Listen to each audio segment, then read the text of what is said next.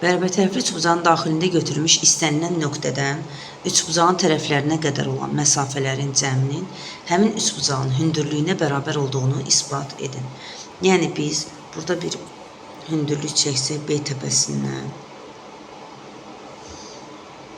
bu hündürlüyü BH ilə işarə etsəm, isbat etməliyik ki, DN üstəgəlinsin MN üstəgəlinsin KN bərabər olmalıdır, məsəl üçün BH-a.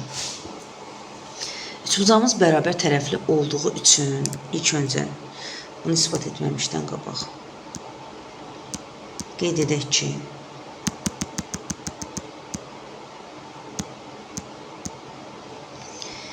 bütün tərəflər yəni bərabərdir. Burada birinci tərəfimiz. Tərəfi A ilə işarə etsək, hamısı A-dır. Və üçbucağın daxilində götürdüyümüz bu nöqtəni təpələrlə birləşdirsək, bu zaman 3 dənə üçbucaq alırıq.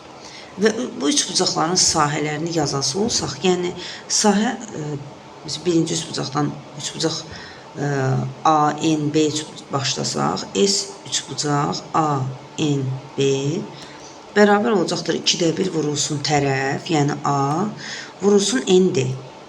Digər tərəfdən S üçbucaq B, N, C üçün yaza bilərik ki, 2-də 1 vurulsun A, yəni tərəf və vurulsun ora çəkilən hündürlük, yəni NK.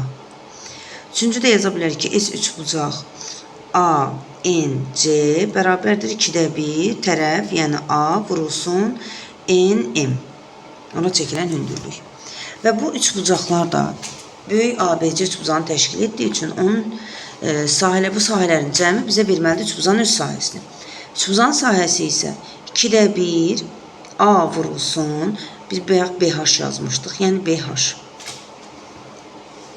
Bu hissələri topladıqda görürük ki, üçünü də yəni toplasaq tərəf-tərəfə belə bir ifadə almış olarıq. 2-də 1 A vurulsun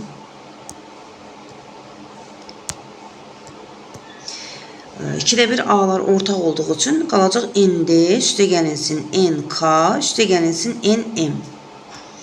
Və o da bərabər olmalıdır 2-də 1 A vurulsun BH üçün. Məsəl üçün BH.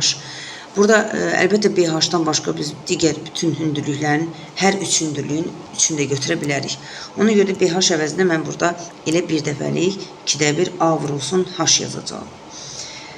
2-də 1 A'lar bir-birinə bərabərdir. Qalır onda ND üstəgəl NK üstəgəl NM-in elə H-a bərabər olmalı.